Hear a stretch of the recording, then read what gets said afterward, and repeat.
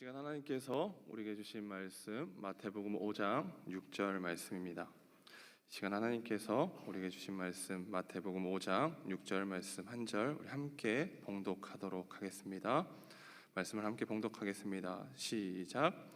의에 줄이고 목마른 자는 복이 있나니 그들이 배에 부를 것임이요. 아멘. 이 말씀은 살아계신 하나님의 말씀입니다. 할렐루야. 오늘 이 저녁에도 예배의 자리에 나오신 여러분 주님의 이름으로 환영하고 축복합니다. 우리 함께 축복하겠습니다. 앞뒤 좌우 사람들에게 손을 내밀어서요, 사랑의 마음을 진심으로 담아서 함께 축복하도록 하겠습니다. 사랑하는 자요, 영혼이 잘되고 범사가 잘되고 강건할지어다. 아멘. 이러한 은혜가 오늘도 충만하게 있기를 간절히 소망합니다.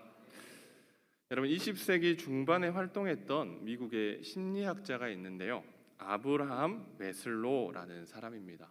이 사람은요, 인간의 욕구 5단계를 주장한 것으로 굉장히 유명한 사람인데, 그의 말에 따르면 인간에게는 생리적 욕구, 안전에 대한 욕구, 소속과 애정에 대한 욕구, 존중의 욕구, 자아 실현의 욕구가 있다라는 겁니다.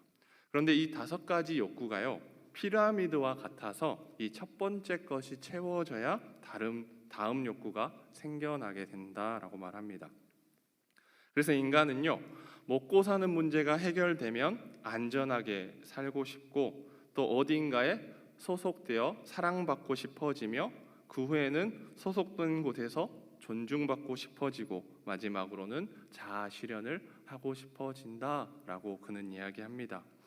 이처럼 매슬로가 주장한 5단계의 욕구는요, 우리 인간의 갈망이 어떻게 일어나는지에 대해서 이야기하고 있습니다.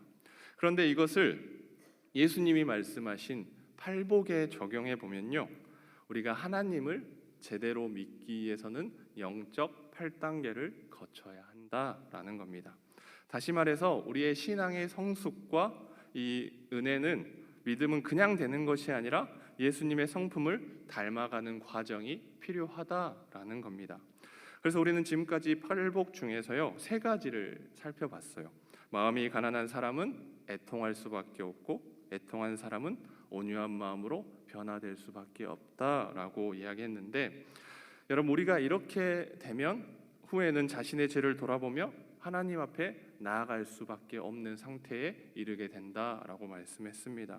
우리가 그렇게 되는 이유는요, 전능하신 하나님 앞에 내 자신이 얼마나 부족하고 연약하고 무능한지를 깨닫게 되기 때문입니다. 여러분, 그래서 우리가 이러한 문제를 발견했으면 어떻게 해야 합니까? 그대로 놓아둘 것이 아니라 빨리 해결을 받아야 합니다. 그래서 그 해결책의 첫 걸음이 뭐냐? 오늘 우리에게 주신 4번째 복인 의에 줄이고 목마른 사람이 받는 복이라는 거죠. 여러분, 우리가 신앙생활을 해야 하는 이유는요, 이 세상에 죄 없는 사람이 한 명도 없다라는 겁니다. 그렇게 신앙생활을 하면서 자신의 문제를 발견하고 그것을 신앙의 단계마다 조금씩 변화시키고, 후에는 믿음의 결국 곧 영혼 구원을 받는 데까지 우리가 이르러야 한다라는 겁니다. 그래서 팔복은요, 하나님의 나라의 백성으로, 또한 예수님의 제자로서 우리가 누리고 있는 8가지 복을 알려주는데, 그중 심령이 가난한 것, 애통한 것, 온유한 것은요, 우리의 인생을 돌아볼 때 깨달을 수 있는 복이라는 거죠. 그리고 자신을 보는 데에서부터 우리가 고개를 들어 하나님을 바라보는 것이 바로 4번째 복인 의에 줄이고 목마른 사람이 받는 복입니다.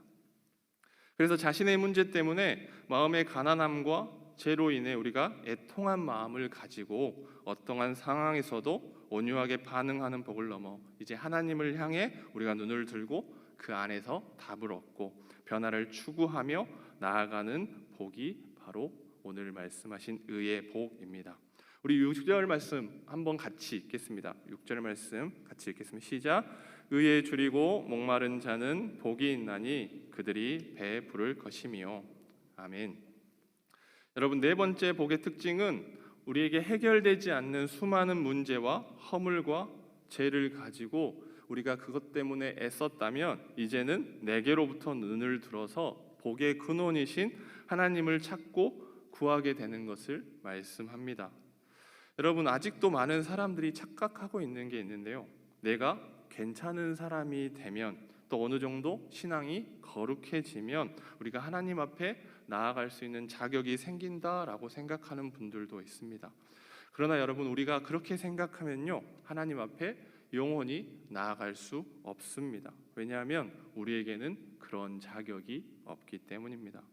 여러분, 우리가 아무리 노력해봐야 어떻게 거룩해지고 어떻게 깨끗한 사람이 될 수 있겠습니까? 하지만 흠이 있고 한계가 있고 허물이 있고 죄도 있고 남들이 모르는 비밀이 있을지라도 하나님을 찾으며 내 문제를 해결해 주실 수 있는 분은 오직 하나님밖에 없음을 고백하고 나아가는 것이 믿음인 줄로 믿습니다. 그래서 여러분, 신앙은요, 나 자신을 보는 동시에 하나님을 바라봐야 한다라는 겁니다. 여러분, 우리가 하나님을 보지 않고요, 내 마음대로 신앙생활을 하면요, 우리는 좌절하기도 했다가 우쭐했다가 하면서 이 어리석은 일을 반복하는 것과 같다라는 겁니다. 여러분, 우리가 그러한 일에서 벗어나려면요, 복의 근원이시며 우리에게 참 만족을 주시는 하나님을 바라봐야 합니다. 그렇게 야고보서 1장 16, 17절은 이렇게 말합니다. 온갖 좋은 은사와 온전한 선물이 다 위로부터 빛들의 아버지께로부터 내려온다, 이렇게 말씀하고 있습니다. 그러니까 내가 그것을 해결하는 것이 아니라 빛들의 아버지신 전능하신 하나님께서 우리에게 주신다라는 겁니다. 여러분, 자신의 영적인 가난과 우리가 죄를 보고 애통하는 사람은요, 복의 근원이신 하나님 앞에 나아가야 할 줄로 믿습니다.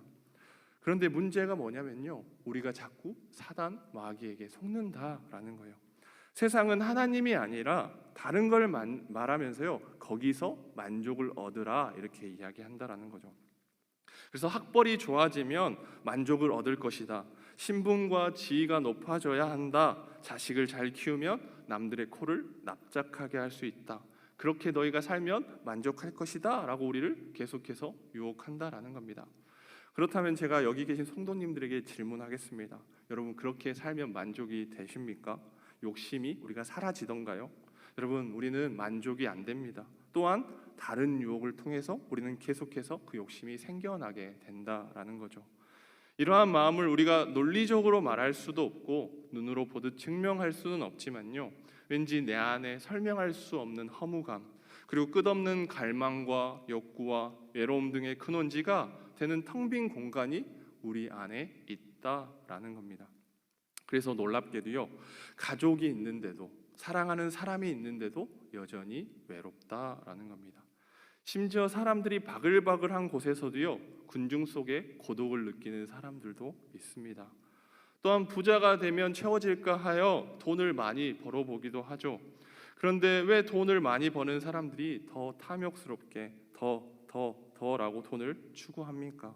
그 정도 벌면 된 것 같은데 왜 더 구하게 될까요? 결국 돈으로도 안 채워진다라는 겁니다. 그래서 프랑스의 수학자이자 또 철학자이자 신학자였던 파스칼이 이렇게 얘기합니다. 우리 마음속에는 하나님만이 채우실 수 있는 뻥 뚫린 공간이 있다, 이렇게 이야기합니다. 그런데 사실 하나님께서 우리를 만드실 때는요, 완벽하게 만드셨습니다. 왜요? 우리는 하나님의 형상을 입은 사람이기 때문입니다. 그렇다면 왜 이렇게 뻥 뚫린 공간이 생겨나게 됐습니까? 그 이유는 우리가 타락하면서 죄로 인해 파괴된 인격적 공간이 존재하기 때문입니다. 그래서 그 텅 빈 공간을요, 우리가 아무리 인간적으로 노력해도 채울 수 없다라는 겁니다. 그런데 사람들은요, 그럼에도 불구하고 이 빈 공간을 채워보려고 애쓴다라는 겁니다. 그래서 가장 많이 하는 일이 자신의 가치를 높이는 일을 추구합니다. 즉, 자기가 가치 있는 사람이 되면요, 그 공간이 채워질 것이라고 생각해서 우리가 열심히 노력한다라는 거죠. 여러분, 왜 학생이 열심히 공부할까요? 또 우리가 왜 그렇게 열심히 살고 있습니까? 또 우리는 자녀들을 좋은 학교에 보내려고 하고 이 땅에서 성공하고 승진하려고 애쓰고 있습니까? 이 모든 것이 다 우리의 가치를 높이기 위해서입니다. 그러나 문제는요, 그렇게 해도요, 안 채워진다라는 겁니다. 여러분, 성경은 그런 방법으로는 절대로 안 된다라고 말씀하고 있습니다. 다시 말해 세상이 말하는 것이 그럴듯하게 보여도요, 그 안에는 만족이 없다라는 겁니다. 여러분, 우리는 우리를 만드신 창조주 하나님 앞에 가야 채움을 받고 영적인 배고픔과 목마름을 해소할 수 있는 줄로 믿습니다. 여러분, 역사상 가장 많은 것을 가졌고 최고의 부자였고 모든 것을 가졌던 사람이 누굽니까? 바로 우리가 잘 알고 있는 솔로몬입니다. 그런데 그가 쓴 전도서를 읽어보면 이렇게 말합니다. 전도서 1장 2절에 헛되고 헛되며 헛되고 헛되니 모든 것이 헛되도다라고 이야기한다라는 거죠. 여러분, 우리가 세상적인 방법으로 해봐야 다 헛되다라는 겁니다. 여러분, 솔로몬은요, 우리보다 먼저 다 이것을 해봤는데 안 채워진다라는 거죠. 그래서 솔로몬의 결론이 무엇입니까? 12장 1절에 너의 창조주를 기억하라입니다. 쉽게 말해서 다른 것 믿지 말고 하나님 믿으라라는 거죠. 여러분, 지금도 하나님 말고 다른 방법으로 채우려고 하시는 분들이 있겠지만 여러분, 그게 정말 현명한 방법입니까? 물론 물질이 많으면 우리가 어느 정도 편하고 뿌듯하고 좋을 수 있습니다. 그러나 얼마 못 가서 또 공허해진다라는 거죠. 여러분, 저도 학생 때요, 너무 돈이 없으니까 내 통장에 1억만 있으면 좋겠다 이런 생각을 한 적이 있습니다. 그리고 그 1억 있으면 이런 것도 하고 저런 것도 할 텐데 얼마나 좋을까 하고 생각했던 때가 있거든요. 그런데 여전히 지금도 1억은커녕 가진 게 없습니다. 그러나 성도님들에게는 어떻습니까? 1억은 그렇게 큰 금액은 아닐 겁니다. 아마 대부분 에이 1억이 뭐예요? 한 10억은 있어야 하지 않을까요? 라고 말씀하실 겁니다. 그리고 10억 있으신 분들에게 10억 있으시니 부자십니다 라고 하면요, 어떻게 대답하실까요? 부자라고 인정하실까요? 아마 저 부자 아니에요, 저 사람은 100억 있어요, 막 이렇게 얘기하지 않을까 생각합니다. 그래서 실제로 이 US 투데이에서요, 100억 가까이 100억 이상이 있는 사람들에게 설문조사를 한 적이 있다고 해요. 질문은 이런 겁니다. 당신은 부자입니까? 그런데 대다수의 사람이요, 부자가 아니라고 했다라는 거죠. 여러분, 우리가 이것을 통해서 알 수 있는 게 뭐냐면요, 안 채워진다는 거예요. 물질도 안 채워진다. 여러분, 왜 그 공간이 안 채워질까요? 그 이유는 이 세상의 모든 것을 다 합친 것보다 우리 마음의 그 빈 공간이 더 크기 때문입니다. 여러분, 상식적으로 큰 것에 작은 것을 넣으면 어떻게 될까요? 당연히 그 안은 채워질 수가 없습니다. 그렇다면 우리는 이 큰 공간을 무엇으로 채워야 하겠습니까? 바로 우리를 창조하신 전능하신 하나님만으로 채워야 할 줄로 믿습니다. 여러분, 내 마음보다 더 큰 존재는요, 하나님밖에 없어요. 여러분, 이것은 우리가 그리스도인이기 때문에 그렇게 말하는 것이 아닙니다. 정말 이 방법밖에 없기 때문에 말씀을 드리는 겁니다. 그래서 성경은 그 방법을 우리에게 계속해서 말씀하고 있는 겁니다. 여러분, 마음의 공간은 우리의 타락으로 생긴 것이기 때문에 그것을 채울 길은 하나님과의 관계 회복밖에 없음을 우리에게 말씀하고 있다라는 거죠. 그런데 어리석은 사람들은요, 하나님이 아닌 자꾸 다른 것으로 그 공간을 채우려고 한다라는 겁니다. 여러분, 우리가 죄를 인정하고 나를 구원해 주시고 영원한 생명을 주신 분은 예수님이시다라고 고백하면 우리는 구원받고 천국에 들어갈 줄로 믿습니다. 그래서 중요한 것은요, 이 땅에서 사는 동안 예수님을 주인으로 모시고 살아야 한다라는 겁니다. 우리가 그렇지 않고 자꾸 다른 곳에 눈을 돌리면 그 인생은 불쌍한 인생이 되게 됩니다. 여러분, 우리가 부부싸움을 왜 할까요? 나를 채워줄 줄 알았는데 안 채워주니까 싸우는 거 아닙니까? 그렇지 않습니까? 내 배우자가 다 채워줄 거라고 생각하고 우리는 결혼을 합니다. 그런데 이러한 생각과 기대감으로 결혼하면 틀림없이 불행한 결혼 생활이 되게 된다라는 겁니다. 여러분, 그래서 결혼한다고 채워지는 게 아닙니다. 마찬가지로 우리의 인생도 어릴 때는 공부를 열심히 해서 인정받으려고 하고, 졸업한 후에는 돈을 많이 벌어서 가치 있는 인생을 살려고 하고, 사회에서는 성공으로, 결혼에서는 남편과 아내를 통해 또는 자녀의 출세를 통해 우리는 채워보려고 애를 씁니다. 그런데 여러분, 해보니까 어떻습니까? 안 되는 것을 새삼 느끼고 살아가고 있지는 않습니까? 여러분, 이 공간은요, 결국 하나님 외에는 채울 방법이 없다라는 거죠. 여러분, 그래서 계속해서 말하는 겁니다. 하나님처럼 그 공간을 채울 큰 존재가 없다. 그러므로 내가 채우겠다라는 마음을 포기하고 하나님이 채울 수 있도록 그 공간을 내어줄 수 있기를 소망합니다. 여러분, 우리는 하나님의 형상대로 만들어졌기 때문에 하나님이 아니면 절대로 채워지지 않는 부분들이 있습니다. 그래서 그리스도인들은 이렇게 고백하는 거죠. 주님, 저는 하나님만으로 채워질 수 있습니다. 여러분, 예수님께서 이러한 고백을 하는 자들에게요, 의에 줄이고 목마른 사람이라고 지금 말씀하고 있는 겁니다. 여기서 의라는 단어가 중요한데요, 여기에 의가 무엇이냐면, 의라고 하면 우리는 흔히 공의, 정의 이런 말들을 많이 하죠. 그러나 인간은요, 완벽한 정의를 구현할 수 없습니다.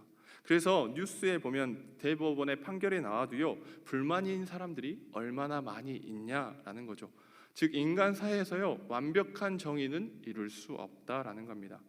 그러나 오늘 예수님이 말씀하시는 의는요, 공의롭고 정의롭게 살라는 것이 아니라 하나님과의 관계를 보여주는 말씀입니다.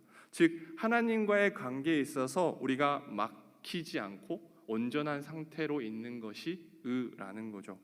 그렇게 의에 줄이고 목마른 자만이 하나님을 갈망하며 오직 하나님과의 관계로 채워지는 것을 믿을 수 있습니다. 여러분, 아무런 자격과 공로 없는 내가 예수님 때문에 의로움을 입어서 하나님 앞에 가게 된 것이 얼마나 큰 은혜입니까? 그래서 구약 성경에 보면요, 지성소는 1년에 딱 한 번 대제사장만 들어갈 수 있었는데, 그런데 이제는 누구든지 예수님을 통해 하나님 앞에 나갈 수 있는 은혜를 우리가 받게 되지 않았습니까? 그래서 우리도 이렇게 지금 마음껏 예배할 수 있게 되었습니다. 여러분, 성도라면요, 이 땅을 살아가면서 하나님과 바른 관계를 머물며 사는 것이 정상입니다. 때로는 부족하고 때로는 힘들고 어렵지만 하나님이 싫어하는 것은 우리가 안 해야지, 하나님을 마음 아프게 하는 죄악은 어떠한 모양이라도 버려야지, 이렇게 내가 은혜 안에 거해야지 라고 고백하며 살아가야 한다는 겁니다. 이렇게 하나님과의 관계를 바르게 하고 애쓰는 것이 바로 의에 줄이고 목마른 삶입니다. 여러분, 사람이 가장 기본적인 욕구는요, 생리적인 욕구잖아요. 즉 배고프면 먹어야 하고 피곤하면 자야 하는 것처럼 하나님과 관계도 마찬가지로 그래야 한다라는 겁니다. 우리가 하나님과의 관계에 있어서 영적으로 배고파하고 목말라 하면서 주님 안에 머물러 있기를 소망하는 것이 의에 줄이고 목마른 사람이 해야 할 일이라는 겁니다.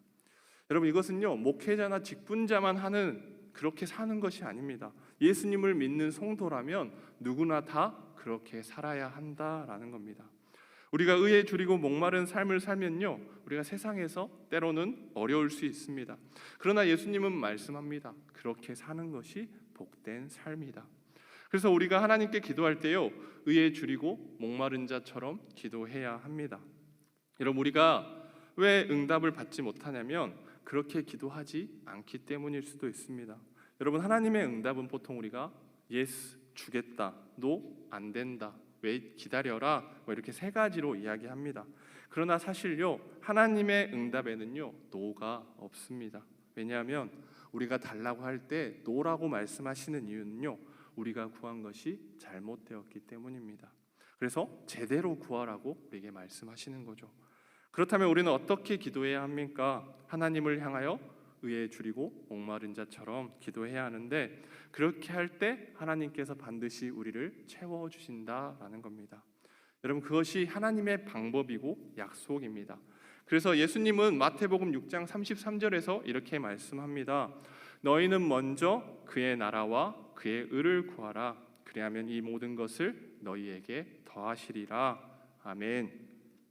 여러분, 여기서 가장 중요한 단어가 무엇일까요? 바로 먼저입니다. 먼저란 우선순위를 이야기하고 있는 겁니다. 그러니까 예수님이 말씀하신 뜻은 너희가 오직 하나님의 나라와 의만 구해라, 이것이 아니라 하나님의 뜻을 먼저 구하면 너희에게 필요한 모든 것을 다 공급해 주시겠다라는 말씀입니다. 여러분, 예를 들어서요, 이제 수능이 얼마 남지 않았는데 어떤 학생이 중요한 시험을 봐야 합니다. 그런데도 여전히 공부는 안 하고 유튜브를 보고 딴짓하면 어떻게 말하겠습니까?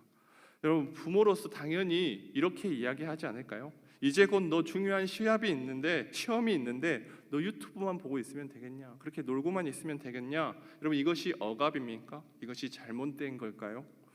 지금 중요한 시험이 있으니 마지막까지 집중해서 잘 보라고 하는 것은 당연한 이야기입니다. 여러분, 하나님도 우리에게 그렇게 말씀하는 겁니다. 지금 먼저 내가 해야 할 것을 잘 구별해라, 이렇게 말씀하는 겁니다. 그러면 먼저 너가 이렇게 이야기하면 채워줄 텐데 우리는 어떻게 얘기합니까? 하나님께서 먼저 채워주시면, 내가 하나님께서 주시면 그 뜻대로 살겠습니다 라고 하면 이것이 얼마나 어리석은 말이냐라는 거죠. 여러분, 우리가 성도로서 우선순위를 잘 판단하고 하나님의 의를 구하면요, 우리가 먹고 사는 문제는 하나님께서 다 해결해 주실 줄로 믿습니다.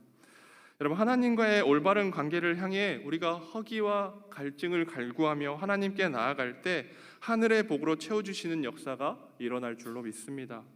여러분, 우리 다시 한 번 더 고백하겠습니다. 6절 말씀 같이 읽겠습니다. 시작. 의에 줄이고 목마른 자는 복이 있나니 그들이 배부를 것임이요. 아멘. 여러분, 하나님과의 올바른 관계를 맺기 위해서는요, 먼저 그의 나라와 의를 구해야 합니다. 그러면 하나님께서 그 빈 공간을 채워주실 줄로 믿습니다. 그리고 그것을 경험한 사람은요, 그게 너무나도 행복하고 기쁘고 황홀하기 때문에 그러한 삶을 계속해서 살아가게 될 줄로 믿습니다. 여러분, 우리가 잠깐 넘어질 수도 있고 또 힘들 수도 있지만 다시 일어나 의의 길을 걸어갈 수 있기를 축복합니다. 또한 다른 사람도 그러한 삶을 살 수 있도록 우리가 도와주면서 사랑을 실천할 수 있기를 소망합니다. 여러분, 행복은요, 소유가 주는 것이 절대 아닙니다. 하나님이 부어주시는 채움이 무엇인지 우리가 알고 하나님과의 관계에 나아갈 때 하나님께서 우리에게 채워주실 줄로 믿습니다. 그러므로 오늘 예수님이 말씀하신 것처럼 내게로부터 눈을 들어 하나님을 보기 시작할 때 의에 줄이고 목마른 자의 복을 받는 성도님들이 될 수 있기를 주님의 이름으로 간절히 축원합니다.